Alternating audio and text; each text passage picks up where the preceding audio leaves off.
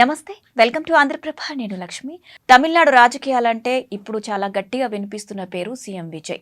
నిన్న మొన్నటి వరకు కోలీవుడ్ బాక్స్ ఆఫీస్ని షేక్ చేసిన విజయ్ ఇప్పుడు మళ్ళా ట్రాక్ మార్చి పాలిటిక్స్ని ఎంచుకున్నారు. ద్రవిడ కోటలో పాగా వేసిన విజయ్ ఇప్పుడు పొరుగు రాష్ట్రాలపై కూడా కన్నేసినట్లు కనిపిస్తోంది. కేరళ, కర్ణాటకతో పాటు 2 తెలుగు రాష్ట్రాలపై తలపతి విజయ్ ఫోకస్ పెట్టారా? సౌత్ ఇండియా పాలిటిక్స్ను షేక్ చేస్తున్న టీవీకే నెక్స్ట్ టార్గెట్ ఏంటో ఇప్పుడు చూద్దాం.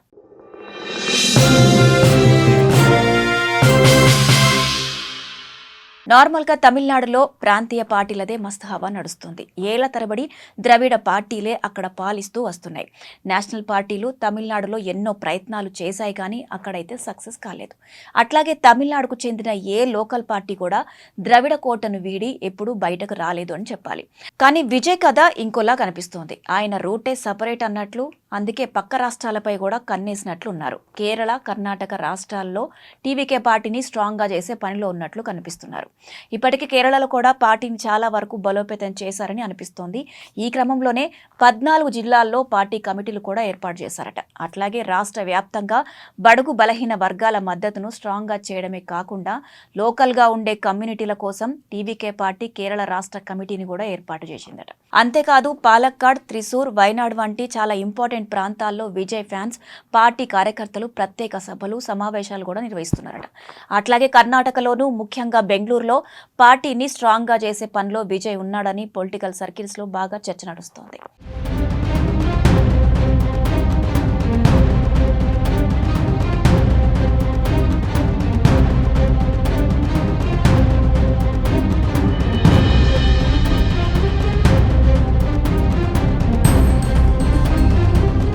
అయితే స్టార్ హీరోగా విజయ్కు ఉన్న ఫ్యాన్ ఫాలోయింగ్ ఒక్క తమిళనాడులోనే కాదు, ముఖ్యంగా గాడ్స్ ఓన్ కంట్రీ అదే కేరళలో కూడా లోకల్ స్టార్ హీరోల కంటే కూడా విజయ్కే ఎక్కువ క్రేజ్ ఉందట.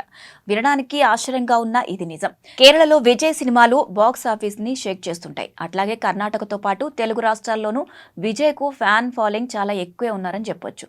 ఇప్పుడు దీన్నే విజయ్ పొలిటికల్ వెపన్గా మార్చుకుంటున్నారని తెలుస్తోంది. అయితే తమిళనాడు బోర్డర్ దాటి పక్క రాష్ట్రాలపై విజయ్ కన్నేయడం వెనుక చాలా పెద్ద పొలిటికల్ స్ట్రాటజీ ఉందని రాజకీయ నిపుణులు అంటున్నారు. ప్రాంతీయ పార్టీ అధినేతగా కాకుండా జాతీయ స్థాయిలో ముఖ్యమైన రాజకీయ నేతగా ఎదగాలని ప్లాన్ చేస్తున్నారని అనిపిస్తోంది.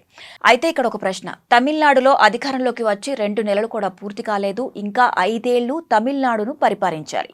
ఇక్కడ వచ్చే ఎన్నికలను కూడా ఎదుర్కోవాల్సి ఉంటుంది. కానీ వీటన్నింటినీ పక్కన పెట్టి అప్పుడే పక్క స్టేట్స్ గురించి ఆలోచిస్తున్నారు విజయ్. అసలు టీవీకే టార్గెట్ ఏంటి అంటే దీనికి సమాధానం బార్డర్ పాలిటిక్స్, ఇంకా తమిళ ఓటు బ్యాంక్ అని తెలుస్తోంది.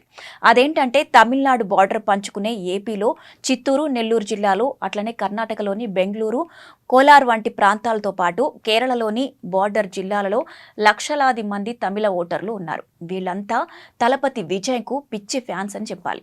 అందుకే విజయ్ కన్ను వీరిపై పడిందని తెలుస్తోంది. తమిళనాడులో మరోసారి పవర్లోకి రావాలన్నా, రానున్న రోజుల్లో పక్క రాష్ట్రాల్లో కింగ్ మేకర్ అవ్వాలన్నా ఈ బోర్డర్లో ఉన్న పబ్లిక్ చాలా ముఖ్యమని తెలుస్తోంది.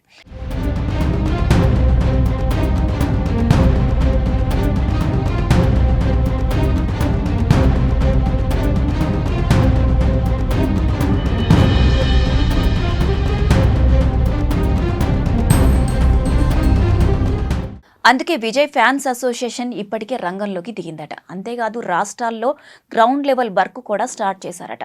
టీవీకే సిద్ధాంతాలను పబ్లిక్లకి బలంగా తీసుకుపోవడానికి ఫ్యాన్స్ రెడీ అయ్యారని తెలుస్తోంది. ఇక ఇక్కడ మరో ముఖ్యమైన విషయం ఏంటంటే తమిళనాడులో మొత్తం 234 అసెంబ్లీ నియోజకవర్గాలు ఉన్నాయి. ఇందులో 118 స్థానాల్లో విజయం సాధిస్తే ప్రభుత్వాన్ని ఏర్పాటు చేయడానికి కావలసిన సాధారణ మెజారిటీ లభిస్తుంది. కానీ క్లీన్ స్వీప్ చేయాలంటే మాత్రం సగం మార్కు కంటే ఎక్కువ సీట్లు గెలవాల్సి ఉంటుంది. అంటే మొత్తం 234 స్థానాల్లో 129 సాధిస్తే స్పష్టమైన మెజారిటీ వస్తుందన్నట్టు. అందుకే టీవీకే పార్టీ ఈసారి మ్యాజిక్ ఫిగర్ను 129 సీట్లకు పెట్టుకుందని తెలుస్తోంది. దీని వెనక ఏం వ్యూహం ఉందో ఓసారి డీకోడ్ చేస్తే తమిళనాట సాధారణంగా డిఎంకే, అన్నా డిఎంకే కూటములు పోటీ చేస్తాయి. అలాంటప్పుడు మ్యాజిక్ ఫిగర్ 118 సీట్లతో బోర్డర్లో పాస్ అయితే చిన్న చిన్న మిత్రపక్షాలు బ్లాక్ మెయిల్ చేసే అవకాశం ఉంటుంది. అందుకే ఒంటరిగా పోటీ చేసే పార్టీ ఏదైనా సరే 125 నుంచి 130 స్థానాలు దాటాలని టార్గెట్ పెట్టుకుంటుంది. సరిగ్గా టీవీకే కూడా అదే ప్లాన్ చేస్తోంది. అందుకే తన టార్గెట్ 129 సీట్లుగా పెట్టుకుందని తెలుస్తోంది. ఎందుకంటే మొదటిసారి ఏర్పడిన ప్రభుత్వం అయినా సరే అధికారంలో ఉన్న పార్టీపై ఎంతో కొంత వ్యతిరేకత ఉంటుంది.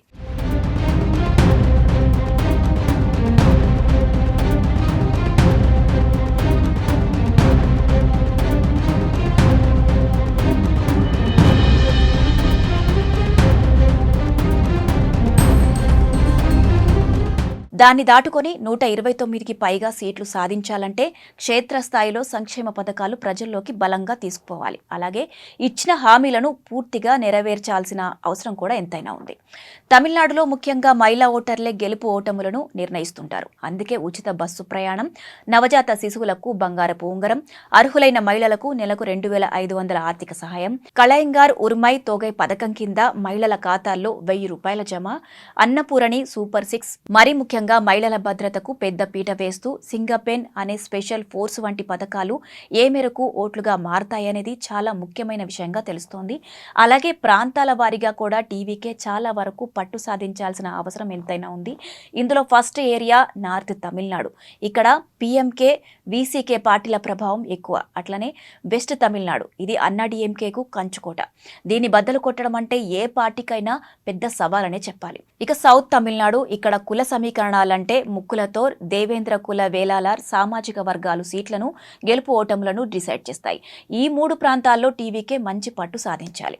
ఇక ఏది ఏమైనా ప్రస్తుతం తమిళనాడు రాజకీయాలు ఎన్నడూ లేనంత ఆసక్తికరంగా మారాయని చెప్పాలి. డీఎంకే, అన్నాడీఎంకే మళ్లీ అధికారంలోకి రావాలి అని అనుకుంటున్నాయి. ఇక ఇటు విజయ్ కింగ్ మేకర్ కావాలని కోరుకుంటున్నారు. ఈ పోరులో 129 సీట్ల మ్యాజిక్ ఫిగర్ ను అందుకోవడం అంత ఈజీ కాదనిపిస్తోంది.